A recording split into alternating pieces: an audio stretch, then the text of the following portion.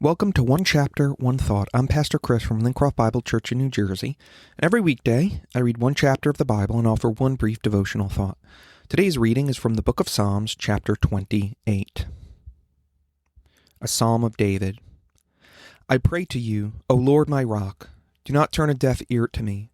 For if you are silent, I might as well give up and die. Listen to my prayer for mercy, as I cry to you for help, as I lift my hands toward your holy sanctuary. Do not drag me away with the wicked, with those who do evil, those who speak friendly words to their neighbors while planning evil in their hearts. Give them the punishment they so richly deserve.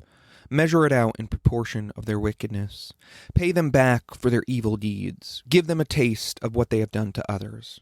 They care for nothing of what the Lord has done, or what his hands have made. So he will tear them down, and they will never be rebuilt.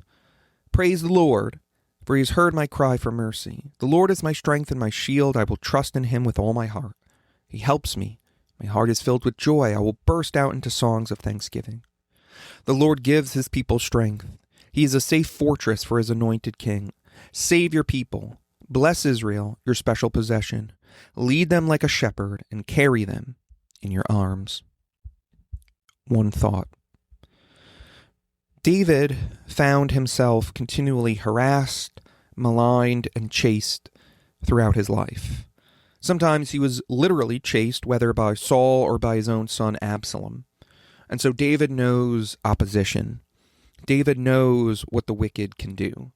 And he prays to God for his justice to roll here in this psalm.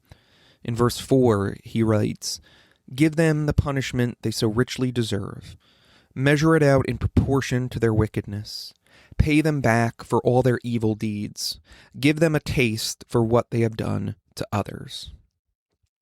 David is praying a kind of justice that's known as lex talionis, or how we might know it is an eye for an eye.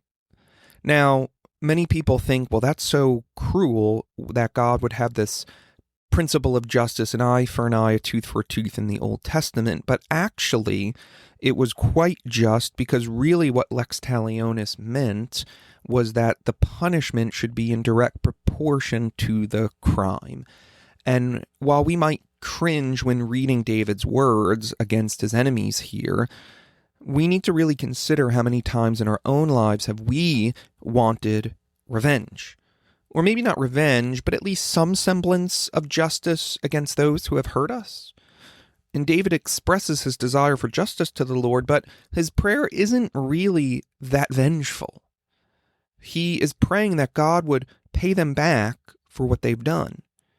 And he says that he wants them to be judged in proportion to their wickedness. He's not asking the Lord to just totally devastate them because someone gave David a bad look. He's saying these are people that have done real wicked things and are hurting others, and he wants the justice of God to be done. And yet, while he waits for the Lord to execute his justice, David takes solace that the Lord is his strength and shield. And I think it's worth noting that a shield is only useful in times of active battle, with swords crashing against it and arrows deflecting off of it. And so I think what David is getting at here is that there are depths to knowing the Lord which only come through trial and tribulation. You will only know the Lord as a shield if you're in the midst of a battle.